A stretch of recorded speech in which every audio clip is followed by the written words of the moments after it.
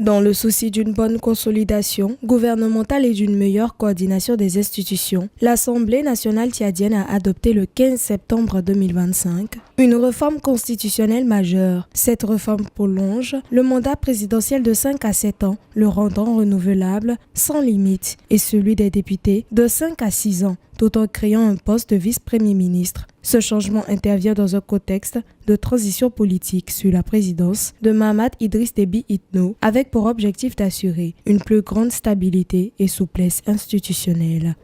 Nous avons jugé bon parce que le programme politique du chef de l'État,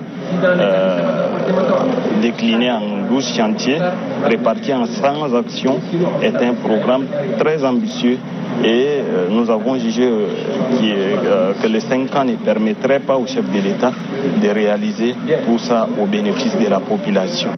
Le projet porté par le parti majoritaire MPS a été adopté par 171 voix pour 1 contre, tandis que plusieurs députés de l'opposition ont boycotté ou quitté la séance, dénonçant un verrouillage du processus et une concentration du pouvoir. Le président de l'Assemblée a insisté sur le fait que ce vote n'était qu'une étape avant un examen final en congrès prévu pour octobre 2025.